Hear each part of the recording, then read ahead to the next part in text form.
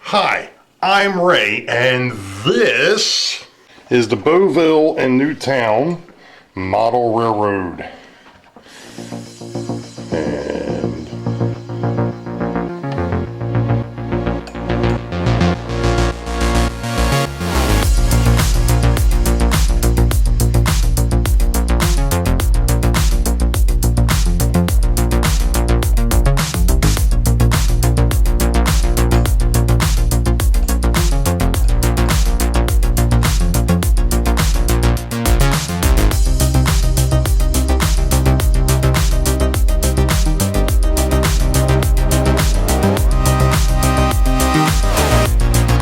Track gang, so here we are, we're back at it again. It happens to be vlog number 7 for 2022. It happens to be February the 20th, 2022. We're getting ready to come up on Tuesday. Never mind. Anyway, so, it's been an interesting weekend. The only thing I wanted to do was finish up the the drawer system, which I did, with a little bit of, I had some interesting little roadblocks along the way. A broken workmate, a saw case that decided to break as I was getting things together, and yeah, well, well, anyway, so I have a third set of drawers now for the for this thing, and I'm going to pan down and show you exactly what we have, and I hope that it stays on camera. There we go. Alright, so Richmond, Harrisburg, Richmond. So the way I'm doing this now, and I'm going to be putting in some extra I'm going to be putting some padding in here because I don't want to, obviously I don't want to damage some of the rolling stock. I don't want to damage any of it really, but for the moment, that's what I've got. So this upper drawer is mainly the cars or the rolling stock that are on the locals. Even though some of these will be used on through freights, for the most part, these are your box cars, your refrigerator cars, your gondola cars. So they're in the upper shelf, or the upper drawer, and of course I just noticed that these are upside down, but that's okay. I'll fix them later. The second drawer, and it's probably going to be easier for me to, let me go ahead and swing the camera a little bit here, and we'll do it this way. Okay, so that's the upper drawer. It's mainly box cars, refrigerator cars, and gondolas. The second drawer is the flat cars, the hopper cars, and the 50-foot box cars. I'm going to make a slight change to the way that the railroad's being run yet again. I'm not going to put the 50-foot box cars in to Boeville. They won't be used in the industries. They'll be strictly for through freight. I've just decided that the way that things work out on here and such, that it's the 50-footers just make things a little too tight. They're fine for going from yard to yard, or from Richmond to Harrisburg, Harrisburg to Richmond, but to actually go into the Boeville yard or even the Weikert Industrial, they're just too long. So anyway, this is the flat cars and hoppers and the 50-footers, and then the bottom drawer, and of course these are upside down as well, is the tank cars, which you can't see because this is built off the 22-inch runners that I had. That's fine. You can still reach up underneath there and grab the tank cars. The other thing that's in this drawer are your specialty cars, like the auto rack, the covered hoppers, and then this line here, I'm hoping it's showing up, is all the transition cars. The ones that are KD'd on one end and horn hooked on the other. So those are your long covered hoppers, your bulkhead flats, and your stock cars. And literally in reality, guess what? The Harrisburg yard is the same way. So you've got your box cars, your gondolas, and your refrigerator cars on the upper shelf. The second shelf is the flat cars, the hopper cars, the 30-footer or the 30-tonners, and then your 50-foot box cars. And then, of course, the bottom right now for this, because we're going to be starting an ops session, you've got the transition cars here, your specialty cars, your rolling stock here, and then in the back are the 50-ton hoppers, the 50s, and I think they're mostly 50-ton. So that the lowest shelf is going, or the lowest drawer basically is going to be for you know, your two unit trains, which are not going to be run that often, and then the transition cars, which do get run quite a bit, but they're in the front. If you notice, the stuff that doesn't get used is towards the back, at least on that lowest drawer.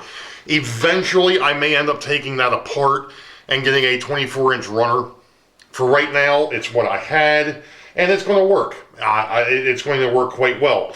I'm going to turn this thing a little bit, because one of the other things, and of course I forgot that I had this thing up on stilts a little bit, because the back has got extra feet. The front does not, because the front is going to be on the standing platform, that rubber that's on the floor that kind of help with shock. Feet shock, not electrical shock. Anyway, I did make a couple of minor changes to the back.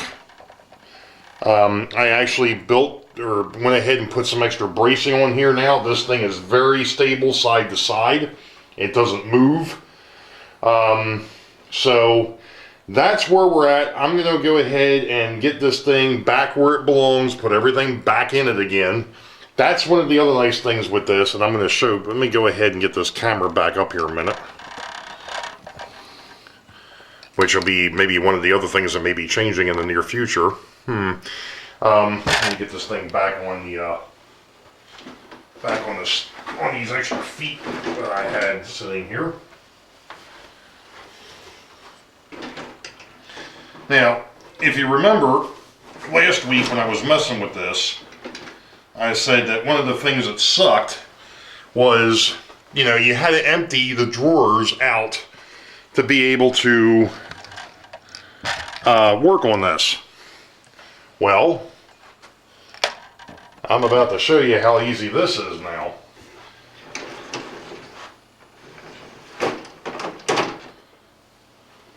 And I can just take this and put it over here on the table. And it's out of the way. I don't have to unload all my rolling stock anymore. Yay! Woohoo!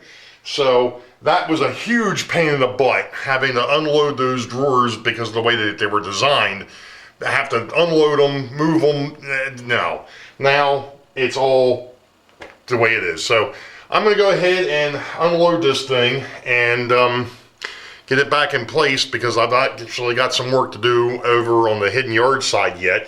I have to put what I'm calling the keepers, which is basically just to keep the whole unit from sliding too far underneath the layout. So I'll show you what all that looks like when we get there, but we'll be back. I'm ready to run some trains.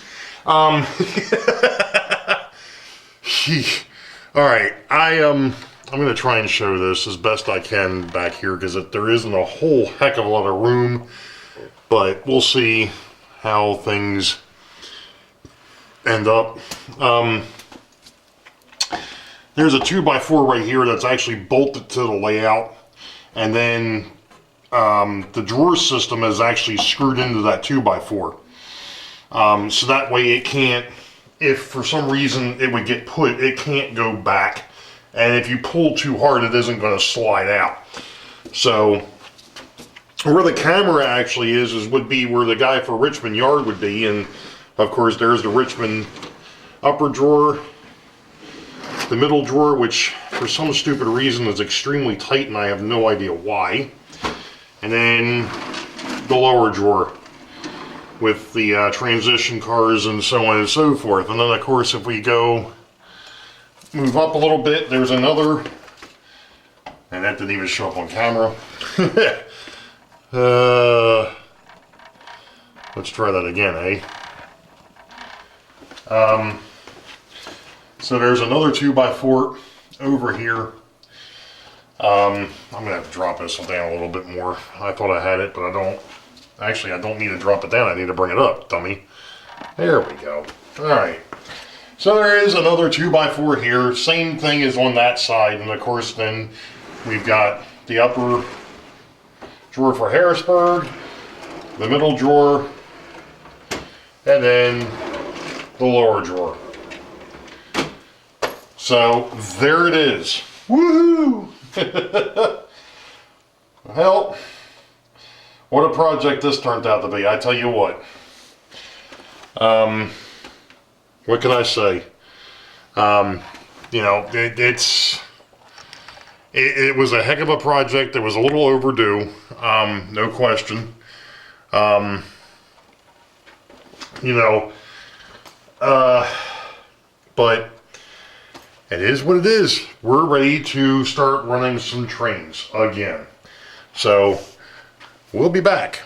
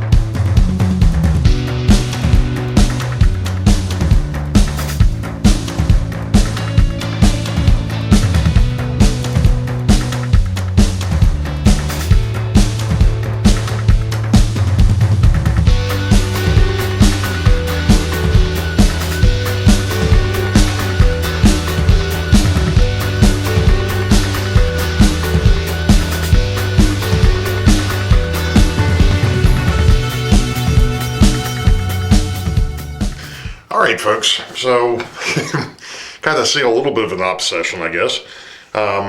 Went through and there was, I've still got some issues with some of these pieces of rolling stock I'm going to have to fix, I can see. But I don't find them all the time, so besides the fact that I hadn't run an op session in a while, well, here we go. So, anywho, yeah. The only other thing is the fact that, well, there was a minor catastrophe the other night when I was doing my the video, and well, yeah, over there, there's a bit of a problem. I had the camera tripod, I guess, a little too close to the layout, and when I got done manipulating, I dropped my hand down and it dropped right on top of the bridge. It's not in great shape. I was rather ticked off with myself, needless to say. So I guess the next vlog might be another repair video.